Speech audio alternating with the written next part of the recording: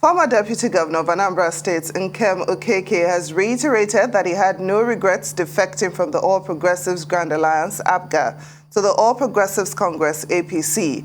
According to him, it defected because he was no longer enjoying the goodwill of his boss, Governor Willie Obiano. He said he knew that things were not going on well, as his advice on certain issues were not taken by the governor. Now joining us to speak on his defection, stewardship and political developments in Anambra State is former Anambra State Deputy Governor Nkem Okeke. Good to have you on Newsday. Thanks so much for joining us. Now, we know that Governor Willie Obiano, immediately after the inauguration of Professor Soludo, was arrested by the EFCC and taken into custody for a brief while before he was released. But there's this belief that when you join the APC, all sins are forgiven. Could that be the reason why you defected? Good afternoon for having me. I want to thank you all. Let me first of all thank the people of Anambra State for serving as the Deputy Governor for 2 years, 2 terms. I also wanted to thank people that actually made this possible. First of all, Victor Ume, who nominated me as the Deputy Gubernatorial candidate in 2013. And then the former governor who allowed me to join him in the ticket for the 2nd term. Of course, I can't thank anyone without thanking God for the support and just the backing to continue doing my best doing the job. And I also want to thank my family for their support. Let me say this. I think I've talked enough about what had happened in my tenure with my former governor. Of course, things happen that for you to make a move to leave your party to go to another party. One of the things was APGA is a state, is only a one-state party.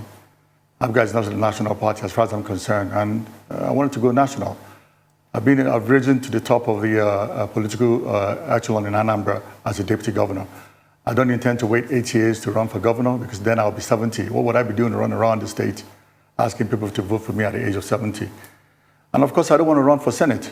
I don't have the funding to do that or the will and struggle to do Senate. So all I want to do is be in public service to see how I can serve my people.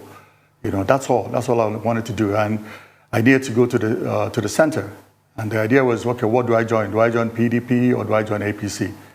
Of course, I can't leave one opposing party and join another opposing party. I joined a party in power, and that's APC. And so far, everything has been wonderful. They've received me with open arms. I've participated in a lot of their activities, and I want to continue to do that. I pray that more opportunities will come for me to be of relevance, you know, to see how I can assist in the development of my state, in the development of the country. You know, thank you. And speaking of your state, the former governor has left, but we do know that the coffers were left in a little bit of disarray. And we also know that the EFCC did come to pick up former Governor Obiano shortly after his leaving the office of governor. Can you speak on any of those and whether or not you have any fears of any blowback on yourself? No, I don't have any fears of any blowback on myself. And I believe that EFCC is an institution set up by Constitution to look into misdeeds while you're in governance. And all I can pray is that they do the diligent work, do due process. You're innocent until found guilty. And I pray that my happiness is that the governor is out. I think he can set up a proper defense, you know, for himself on the outside rather than being in custody. And if I'm invited, I'll go. I think we all should be expecting that. One of the things that I believe that we are lacking in this country is strong institutions. We need great institutions to stand the test of time. We're not any different from people from the United States or United Kingdom. What's lacking in this country is strong institutions to prosecute people. If you commit a crime, you get tried. If you're found guilty, you get jailed. That's basically what we need to do more in this our country. And I'm praying that as time goes on, development process continues, that will happen. You know, that's really how I feel about the whole thing. It's you know, as you make your bed, so shall you lie on it. That's basically what I think. All right, another point that a lot of people scored this last administration that has just passed in Anambra State has been in the area of security, and we're still seeing restiveness and a lot of wanton killing in Anambra State. Talk to us about this. How challenging was it for the state government to handle security and ensure that people were safe with this talk about sit-at-home order that they are finding it difficult to reverse, and broaden it to what is happening in Nigeria? Talk to us about the state of security in Nigeria, because we're beginning to see things literally spill out of the bowl. It's really, really sad. It's really a sad situation that we find ourselves in this level of insecurity that nobody wants, nobody likes. I know the president is not happy. He can be. He's a human being.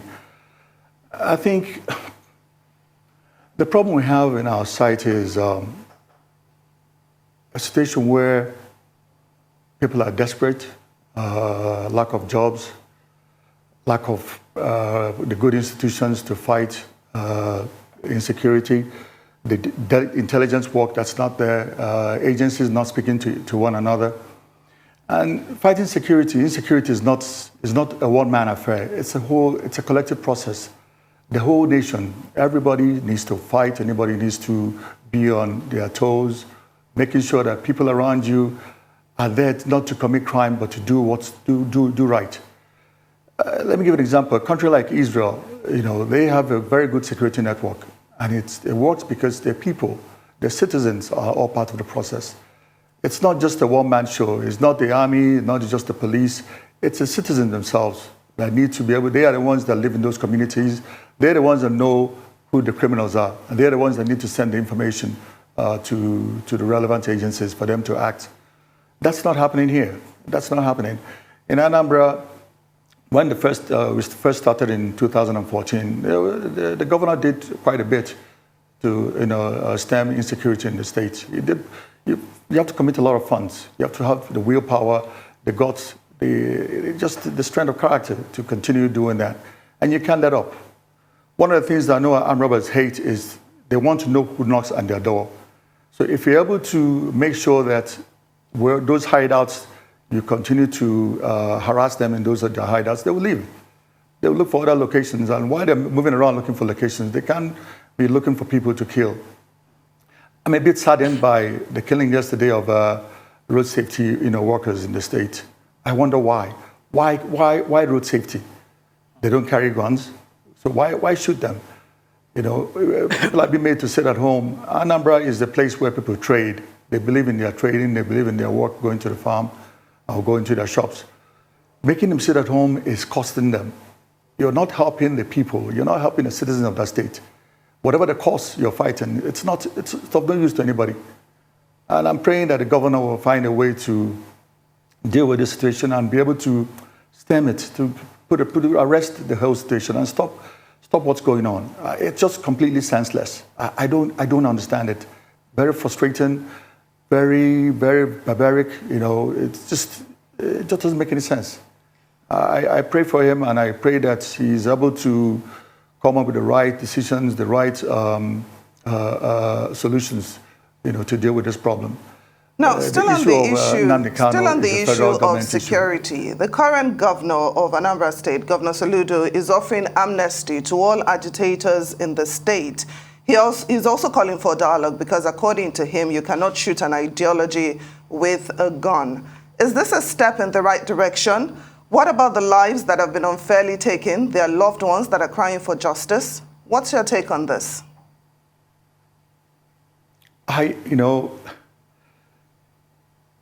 What do?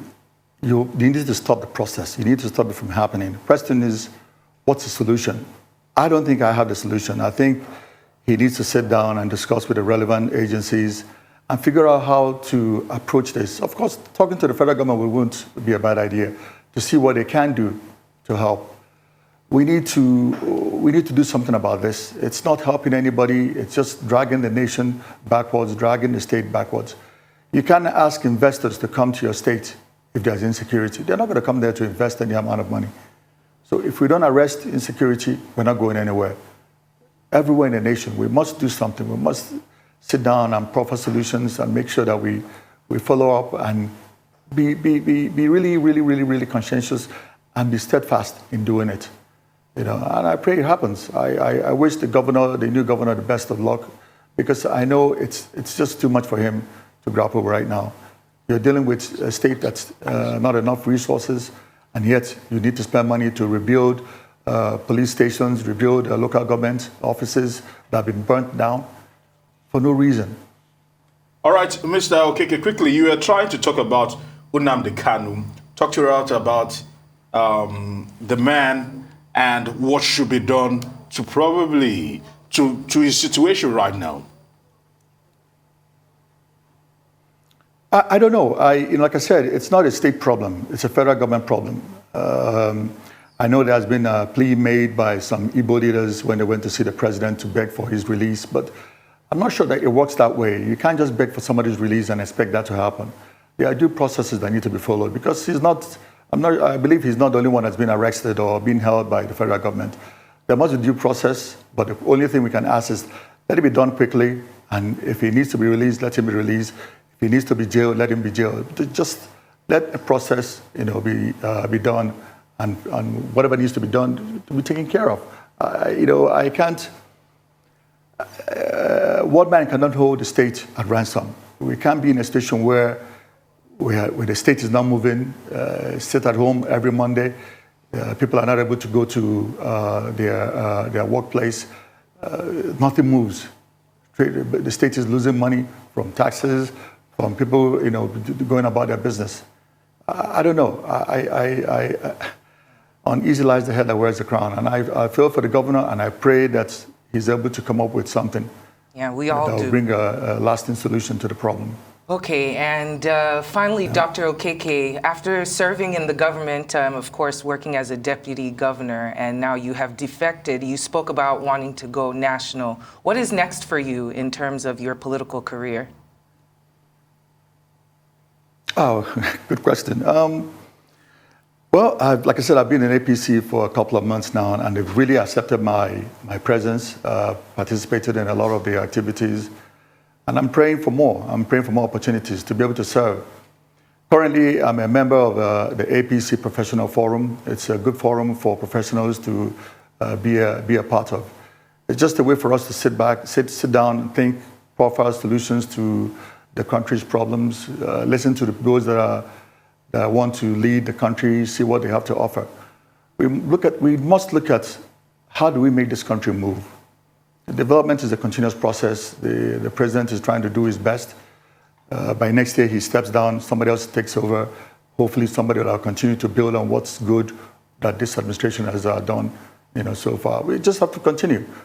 Rome was not built in a day. It's a process. We can't expect things to just happen overnight. We just need to be plugging at it. It's like when you have a room full of dirt, you begin to clean it. You can't finish it in 1 hour or whatever. It's a process. Just continue plugging at it, and hopefully we'll get it right one day. Like I said earlier, one of the greatest challenges we have is institutions. We need to develop and make sure we have strong institutions in our country. I look at what happened in the United States during the Trump era. If America didn't have great institutions, I wonder where that country would have been now. Right. That's what we need in this country. We can't always say the leader is doing this, leader is doing that. How much can a leader do? And for the sake of time, Dr. Okeke, let me interrupt you. For the sake of time, yes. Speaking of institutions, what position will you be contesting for? I'm not running for any position. I'm not at all. I prefer to be on a desk. Somebody appoints me, be on a desk, and push files from one place to another. I don't want to run for any election, any elective office. No, I don't have that stamina. It's not my goal to do that. I'm 62 right now. In the next 4 years, I'll be 66. I believe by then I should be thinking about retiring or doing something else, going and play with my grandchild. Fair enough. Thank you so much for joining the program and coming to discuss with us, Dr. Nkem Okeke.